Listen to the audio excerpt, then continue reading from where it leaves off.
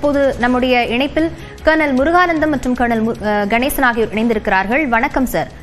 முதல்ல கர்னல் முருகானந்தம் அவரிடம் கேட்கலாம். சார், இப்போ முன்னாடி பார்த்தோம்னா வெளியுறவுத்துறை அவர்களுடைய ஆலோசனையாகட்டும், தொடர்ந்து பாதுகாப்புத்துறை அஜித் தோவல் அவருடனான ஆலோசனையாகட்டும் பிரதமர் நரேந்திர மோடி முன்னெடுத்திருக்கிறார்.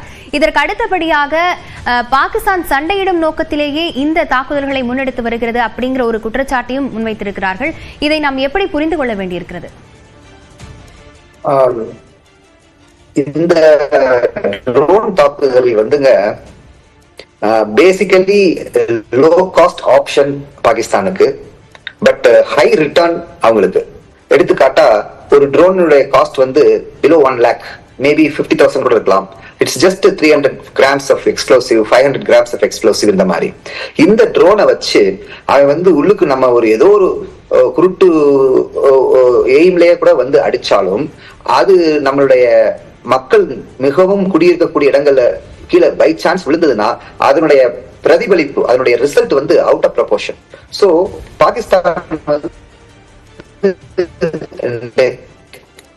தன்னுடைய நெக்ஸ்ட் ஸ்டேஜ் ஆகக்கூடிய எஸ்கலேஷன் லெவல் ட்ரோன் தாக்குதலை வச்சிருப்பாங்க. நம்ம ஹேபிடட்ஸ், அதாவது சிவிலியன் ஏரியாஸ்ல விழாம இருக்கிறதுக்கு நம்ம நிறைய hitech weaponry, hitech surveillance and defence, air defence measures எடுத்துக்கணும். சோ இது வந்து நம்மளை வந்து வேர் அவுட் பண்றதுக்கு, கொஞ்சம் கொஞ்சமா நம்மளை வந்து டயப் பண்றதுக்குள்ள ஒரு ஸ்ட்ராட்டஜியா நான் நினைக்கிறேன். முருகானந்தம், அதே போல இப்போ நமக்கு போர் நிறுத்த ஒப்பந்தத்தை மீறி நம்முடைய எல்லை கட்டுப்பாட்டு கோடு பகுதிகளில் பாகிஸ்தான் அத்துமீறி தாக்குதல்களை தொடர்ந்து நடத்தி வருகிறது. இதுக்கு இந்தியாவும் தக்க பதிலடி கொடுத்து வருகிறது அப்படின்னு தான் சொல்லணும். அதற்கு மாறாக பாகிஸ்தான் இப்போ பொய் குற்றச்சாட்டுகளையும் வைக்கிறார்கள். மக்கள் இருக்கக்கூடிய இடங்கள்ல இந்தியா தாக்குதல் நடத்தி வருகிறது அப்படிங்கிற குற்றச்சாட்டுகளை.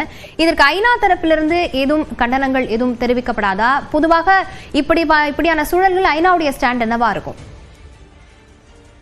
ஃபர்ஸ்ட் ஆஃப் ஆல், ஐநா யுனைடெட் நேஷன்ஸ் ஆகக்கூடிய ஐக்கிய நாடுகள் சபை வந்து இந்த ரீஜனல் டென்ஷனை டிஃப்யூஸ் பண்றதுக்கு தான் ஃபுல்லா அவங்க வந்து பிளான் பண்ணுவாங்க. ரீஜனல் டென்ஷனை டிஃப்யூஸ் பண்றதுக்கு அவங்க என்ன செய்யணும்னா, அவங்க 2 நாடுகளுடைய தலைவர்களுக்கும் 2 நாடுகளுடைய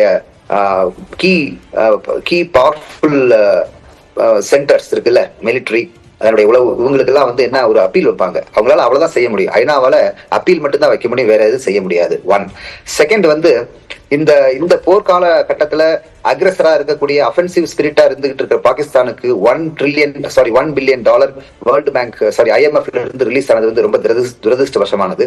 இந்த மாதிரி ஒரு பக்கம் பிள்ளைய கிள்ளி விட்டுட்டு இன்னொரு பக்கம் தொட்டில ஆட்டுற கதையா தான் இருக்குது. சோ நம்ம வந்து இந்த போர்ல நம்ம தனித்துவமாக நம்மளுடைய ஸ்ட்ரென்த்தை நம்பிதான் நம்ம இறங்கணும். நம்மளுடைய ஸ்ட்ரென்த்தை நம்பிதான் நம்ம இதை எஸ்கலேட்டோ இல்ல இது பதிலடியோ கொடுக்கணும். அடுத்தவங்க நமக்கு ஹெல்ப் பண்ணுவாங்கன்னு எதிர்பார்க்க கூடாது. அதே மாதிரி அடுத்தவங்க நீ சண்டை போடாதன்னு சொன்னாலும் நம்ம அதை ரொம்ப பெருசா எடுத்துக்க வேண்டிய அவசியம் இல்லை.